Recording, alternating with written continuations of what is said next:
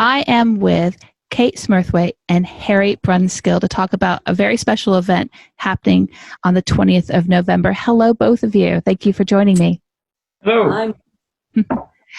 Harry, can you tell us a little bit more about this event that's happening towards the end of the month? Okay, this is an online comedy show called The Humanity Show. What else? I mean, it's because it's for humanity.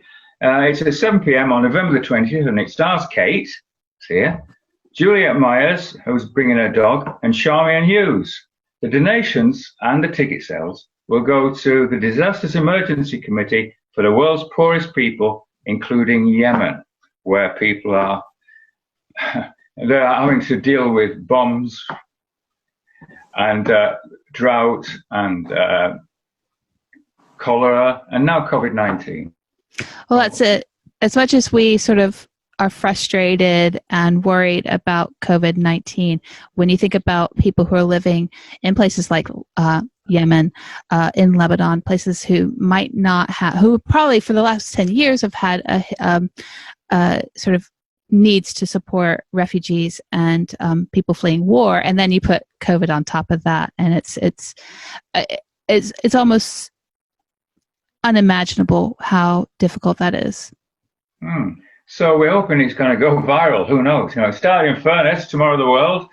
Viral's probably not the right word to use, but that's what I mean. And the COVID show that went viral. I think that's a great headline. Yeah. So this is the first of a series, by the way. I'll talk about the others. Yeah. Go ahead. Tell us about when the other shows are. On December the 4th at 9 p.m. because it might be a bit more adult in its content, because it stars Matt Panesh, who's a comic and poet, lives across the bay in Morecambe, and that's going. And it's also a comic called Pauline Eyre, who Kate got, was supposed to be really excellent.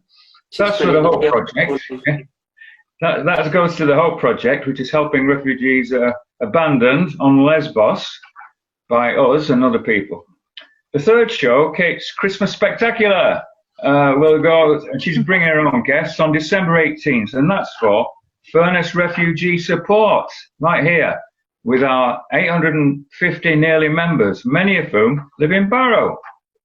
It's actually really exciting to me that a lot of the thing that's gotten me through lockdown, quite honestly, is being able to see shows that I probably wouldn't have been able to travel to see.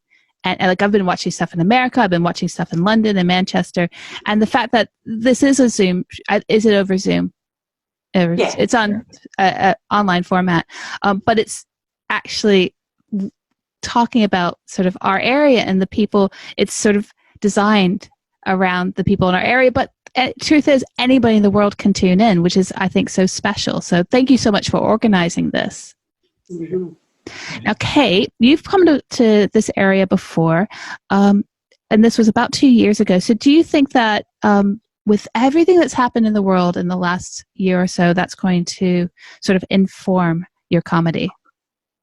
Well, yeah, I mean, I'm a political comedian, so everything that happens on a daily basis, you know, the material I'm doing post-Biden is different to the material I was doing pre-Biden. I'm always talking about what's going on right now. It's absolutely my thing. And as soon as lockdown struck, it was quite a weird situation because I had no gigs and so much to say. It's like just sort of talking to the walls. But I have done quite a lot of online gigs now, and they're a little different to the way that we used to do comedy. But there are some pros and some cons. There are some things that you miss, the sort of instant feedback, the atmosphere, the interval where you go and buy too much at the bar, all of those things we definitely miss. But, you know, there are other advantages to it as well. It means that we can reach members of the public who otherwise just wouldn't be able to come to shows because they live very remotely, or because they have medical conditions, so on and so forth. It's been really exciting to think, oh, I'm doing a show where normally, yes, I'd be traveling up north and coming to do a show, but now there may well be somebody watching from Colorado. And, you know, they obviously wouldn't be able to come in person. There may be somebody watching who, you know, wouldn't normally be able to get to a venue, especially, you know, venues with accessibility issues and all this kind of stuff. And even people who might have been a little nervous about coming out, oh, I'm on my own, I don't know, I won't know anybody. Well, it's not an issue. You're on Zoom, you know. You can switch your video off if you don't want to see us. I just realized that. See, when we go to a show, my husband always has to sit front row center every single time. So, of course, we get called on a lot. But if somebody's a bit nervous about that, you don't have to worry about it with his Switch your video off. Change your name on the Zoom thing to leave me the heck alone, and switch your video off and just sit back and watch the show. It's absolutely fine. Although we do love to see people using their video. You get, there are sort of various, I guess, classic archetypes of the Zoom using comedy goer. There's the person who's, you know, paid once but is determined to have the whole family packed into one webcam. There's people who are not very good at using Zoom and we just see up their nose the whole time because they don't know how to set Zoom up.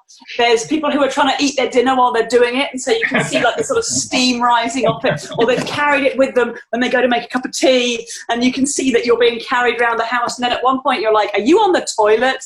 Please switch your video off before you actually watch the show on the toilet. This is totally unacceptable, like flushing noises in the background. Please stop doing this.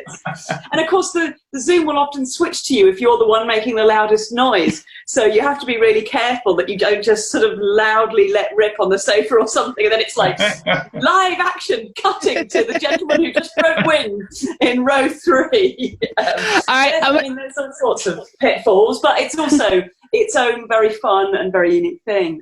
All right, I'm going to pause you there because you need to save something for your set. But just to remind everyone, you can see Kate on November the 20th at 7 p.m. We're going to have the Eventbrite link on our Facebook page at Can Do FM. It is £10 plus fees from Eventbrite, so very accessible.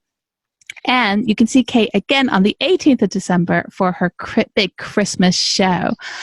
Thank you so much for both being on. I'm looking forward to speaking.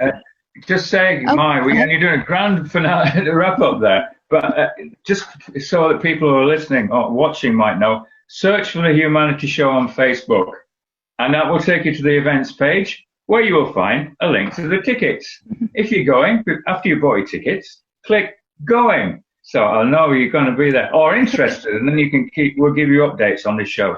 Then help us out. Yeah, help us out and share the information with everybody you know. Even if you can't go, you actually can probably raise £20 for refugees, but just by putting it all over your Twitter and telling your friends, this is going to be great. Go to this, go to this. And share this video. We really appreciate all the support. Yeah, indeed. And if you can't do Facebook or won't do Facebook or something, you can email me at Harry Brunskill, B-R-U-N for nuts, S-K-I-L-L, at gmail.com, and I will send you the link. How about that? Harry will basically come round at your house and repeat the jokes to you if necessary. Thank you both so much, and I'm looking forward to catching up again a bit later, closer to the big Christmas show. That would be brilliant, Mai. Thank you for having us. Thank you. Thank you, Mai.